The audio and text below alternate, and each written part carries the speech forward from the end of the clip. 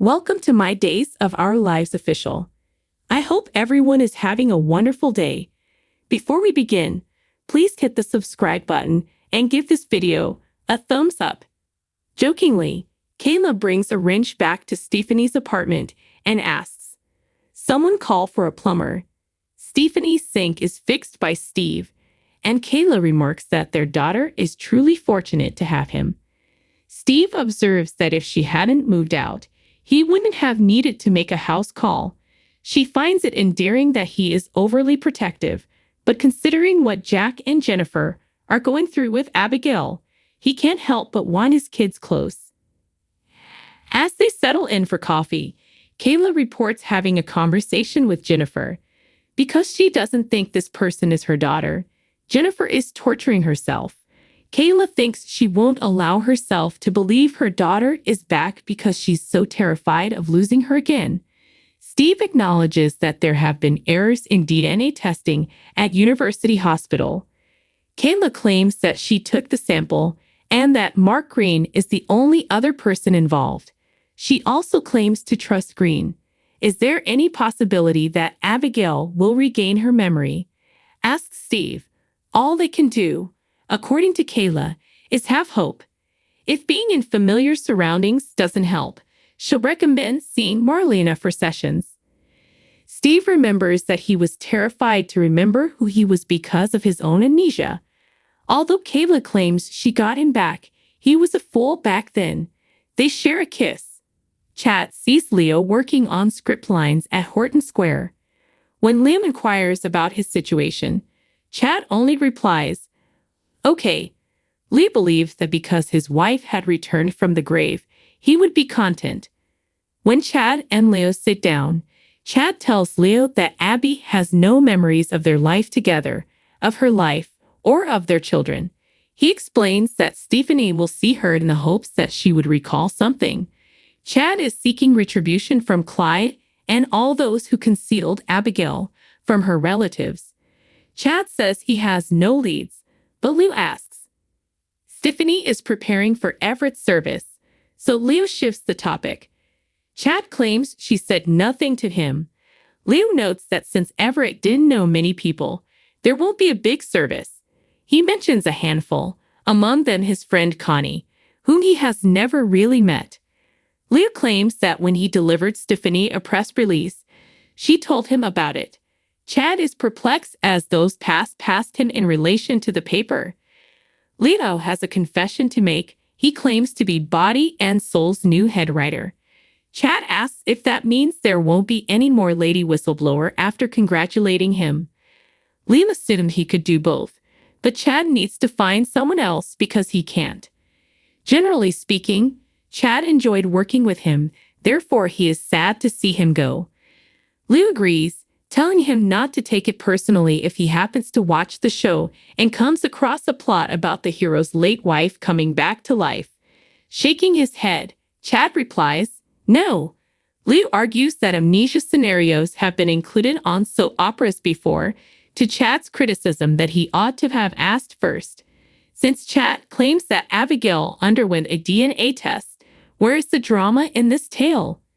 Leo clarifies that DNA tests can be fabricated in the soap opera industry, to which Chad responds that his life isn't a soap opera. Leo reassures him that he hopes for a good ending for himself and Abigail. Chad wants to see Leo happy as well since he believes they have gone a long way. Leo acknowledges that it's been difficult to move on from Dimitri, and the only person he's been thinking about is Mark Green from the hospital. However, he believes that Mark Green wasn't gay. What does he mean? Chad asks. Leo says he heard him on the phone with someone who he'd identified as his girlfriend. Whoever she is, he continues, she's a very fortunate woman. Mark answers a call at the hospital from Abigail. She claims that she persuaded Chad to return home with the children, and that now that she is breathing easier, they must decide how to proceed with their plan. While talking on the phone, Abigail turns around at the Dimmer mansion and notices Stephanie has entered. Abigail promises to give him a call back, and they can speak shortly. Stephanie responds that she's her cousin when she introduces herself. Though it sounded essential, Stephanie didn't mean to cut her off as she was discussing the next steps in her plan. Abigail says she discussed the next steps in her recovery plan with her doctor, Dr. Johnson, who is fantastic. Being her mother, Stephanie has the same feelings. Abigail queries about their relationships outside of their families, believing that she ought to have known that. She's aware that Stephanie died and moved in with her husband. Expresses regret for that and remarks on how hard it was for Chad to move on following her passing. Abigail says that explanation is not necessary. He was free to move on. She was ostensibly dead. Stephanie says that the reason they didn't work out was because Chad never moved on from her. She claims that she is here because Chad invited her to visit. Since they were close when they were younger, and she was aware of some of her darkest secrets, Chad reasoned that perhaps her arrival might bring back some memories. Stephanie talks about her connection with Max and her history as a race car driver. She claims that Abigail was her best friend, her best relative, and someone who was constantly watching out for her. Abigail wishes she had better memory. Even though Stephanie believes she's lost and lonely, she still wants to be friends with her. They hug and Abigail says she would want that too. Aaron is back in the city, back at the hospital. He greets Mark, who gives him a hard time for posing as Tate during the summer. According to Aaron, he attended a lacrosse camp for free, and this might be applied toward a genuine university scholarship. When Tate's father requests the money back, Mark wonders what will happen.